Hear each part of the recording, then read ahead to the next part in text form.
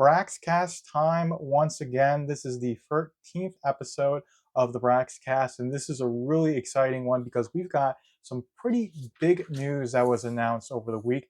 Uh, this is a community post from the Rippaverse YouTube channel. Reads, "We heard you loud and clear. Yaira #1 trailer drops May 20th, 2024."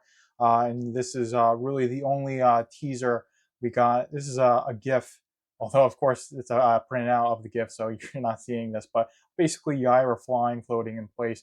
It looks very nice. There was a minute or so teaser. It was mostly Eric saying, "Hey, you guys want an animated trailer? We're giving it to you. It's going to be a little bit shorter than the Alpha Core and the Isom 2 trailers, but it's still going to be a pretty cool thing." So that's dropping on Monday.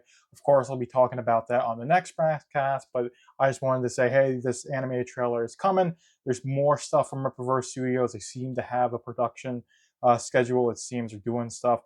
This Yaira trailer is going to be really cool. Of course, orders were finalized yesterday, so you had to get your addresses in. I did mention this on a previous episode of the Braxcast.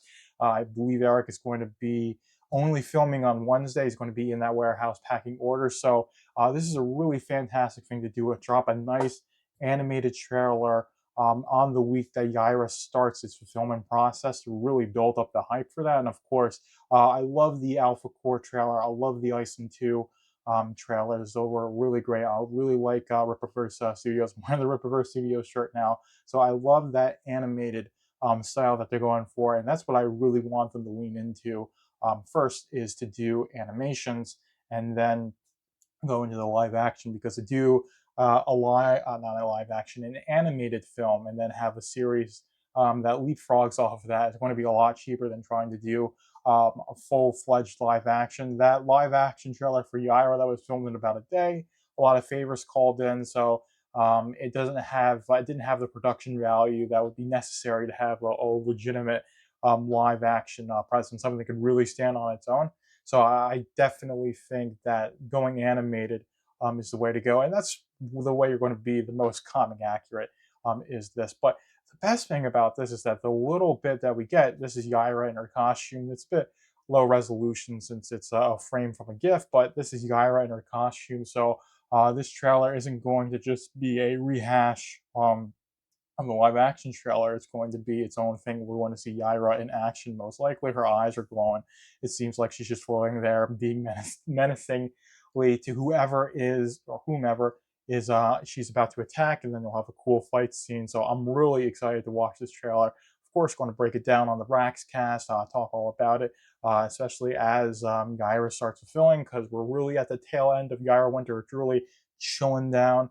So we're really going to get into the story of Yaira, find out a lot more about her, and that's going to really be a great, I'd say, launching pad for some of the more supernatural stuff of the Riververse from the extraterrestrial perspective, considering Yaira is an alien, so I imagine that's going to come into play.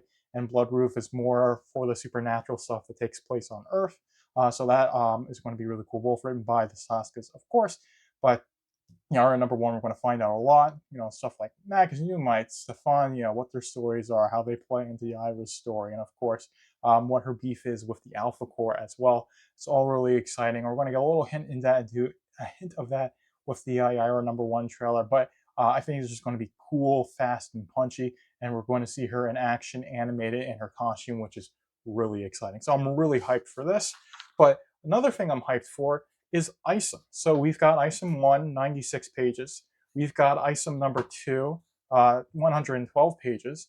And I don't have Isom 3 yet, but Isom 3 is going to be 127 pages. Ridiculous. So Isom 1 was the launching pad for the Rippaverse. It was a bit all over the place. It had to establish a lot. I personally liked it, but people didn't like it. People who didn't like it, one of the biggest criticisms was that it wasn't this deep dive into Isom as a character. So it was all over the place, introducing too much stuff.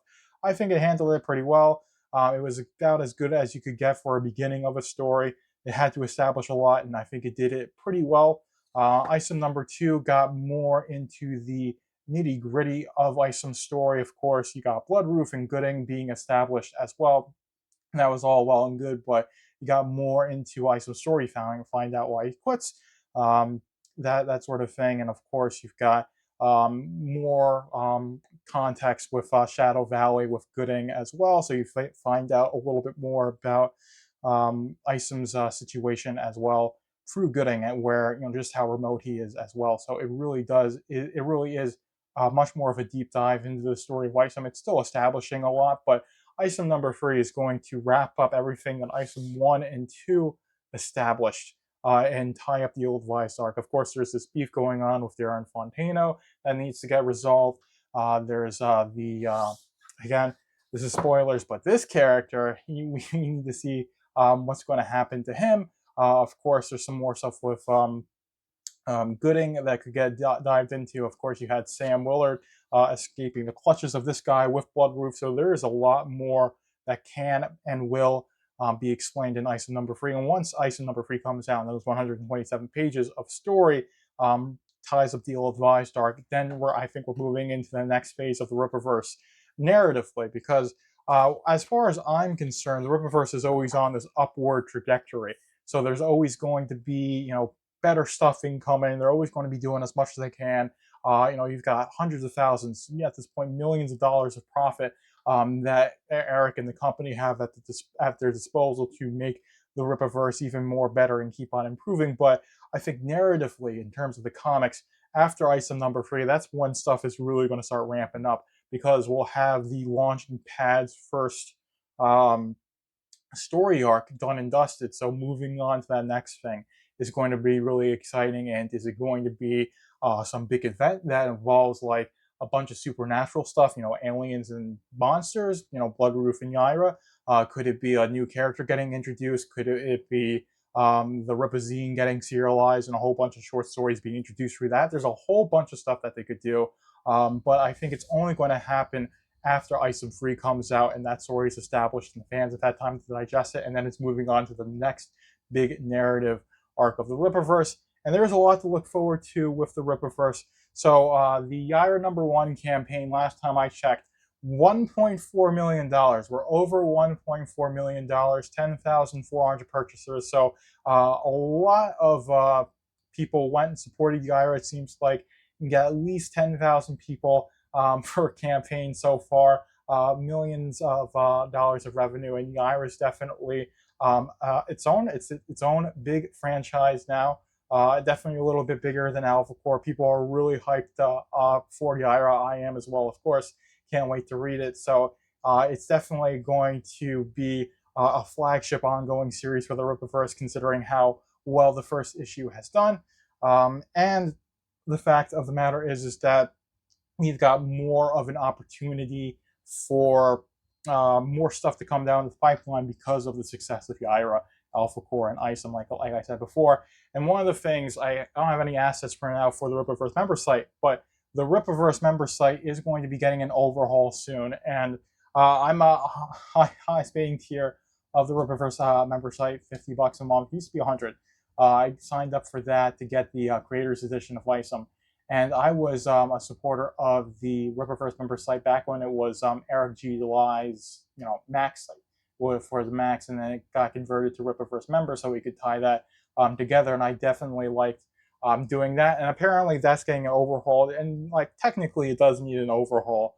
The forum, I post a daily poll on there. You should follow my Substack and the member forum if you're a paying member to follow the daily poll. Because I post it every day there and on Substack, and then I post that link on a bunch of social media sites. But that's besides the point. There's definitely a lot that needs to happen for the relaunch. Of course, there actually needs to be an app.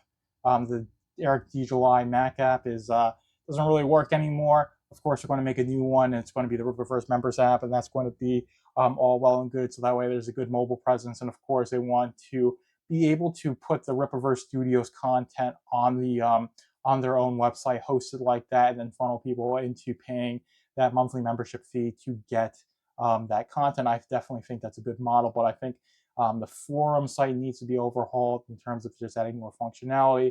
And you definitely need to make the Rippaverse, .com more of an experience you can get lost in, rather than just something where you check out some upcoming news and you go and interact with the campaign page. That's really where it is at now.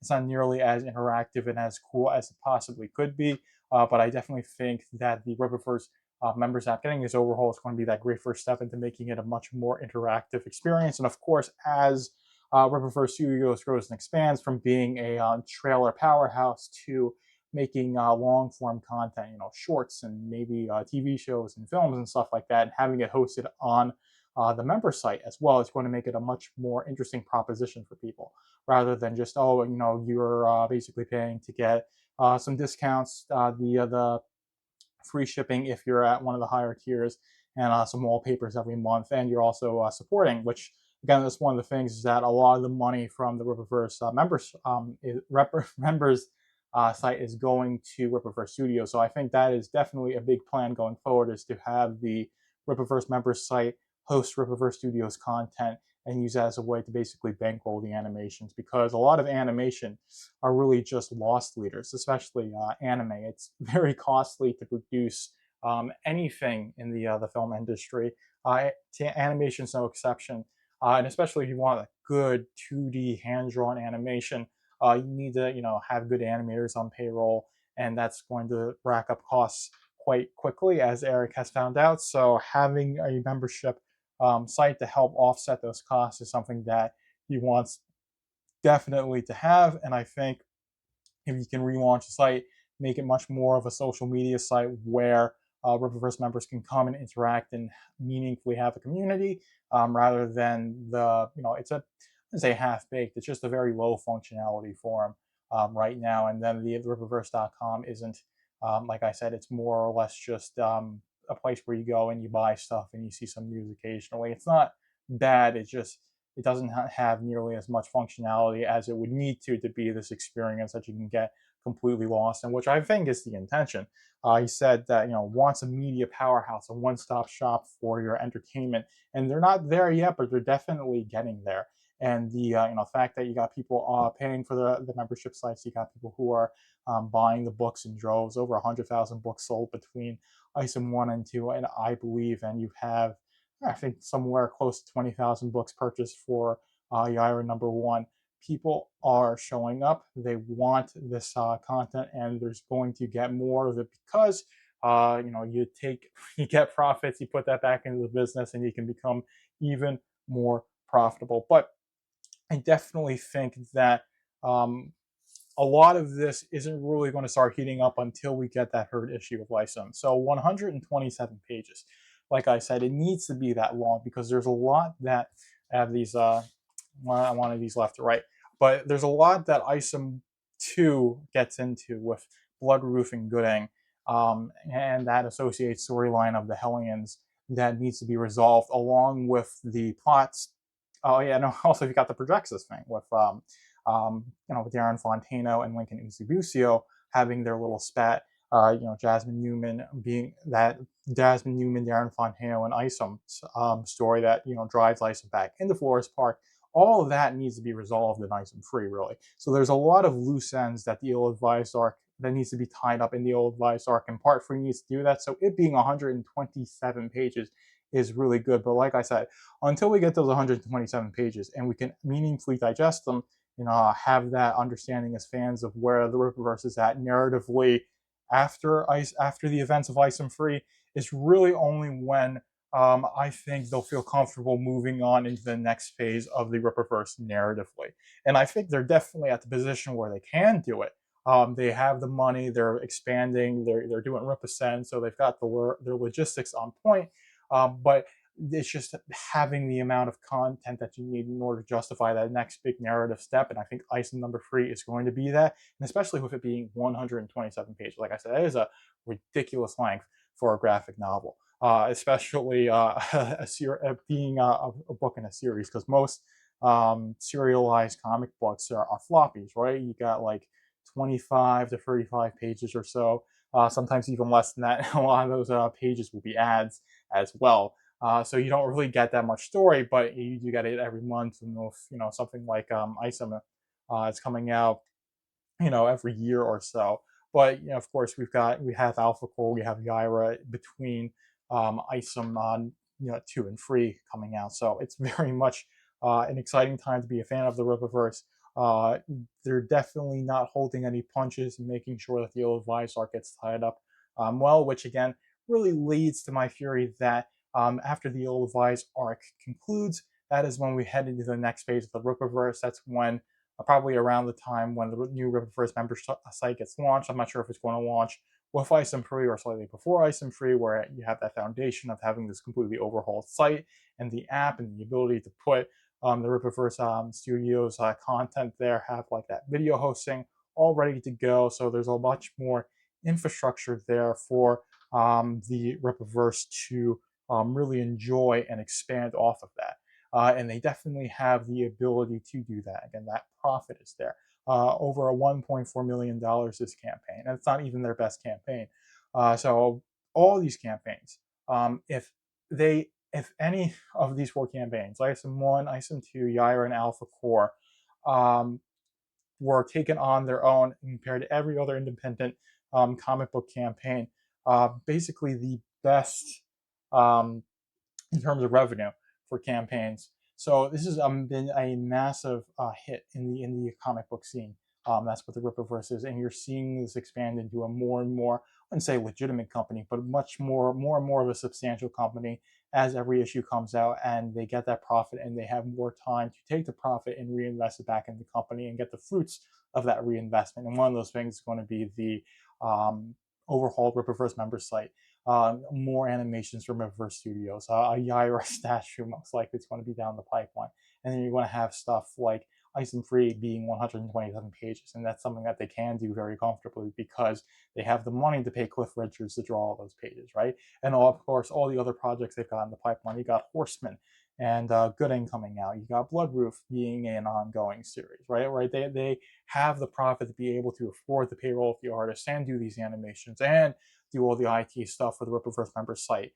So it's a really exciting time to be a fan of the Rippaverse. I'd say comics in general, because Rippaverse isn't the only independent comic book company doing their thing. Of course, not everyone can do it at the scale of Rippaverse Comics, but you've got people making great, fantastic stuff. So, check out Have Fun campaigns on Indiegogo and Kickstarter as well if the Rippaverse is something that interests you, because there's lots of people who are just passionate about their craft and they can connect with their fans directly, and that's what made the Rippaverse so successful, and that's what's going to make this new independent comic scene so successful. A lot of people call it the Iron Age, is that the fact that you have creators who are not inhibited by the whims of mega corporations, can make what they want, and then you've got people who can just connect with them directly and then economically support them directly, and that allows great things to happen, and the Rippaverse is one of those things. But with that, I hope you guys enjoyed this one. It's been the Braxcast 13th episode. I know you guys love watching this, for those who do, so like, comment, subscribe, all that good stuff.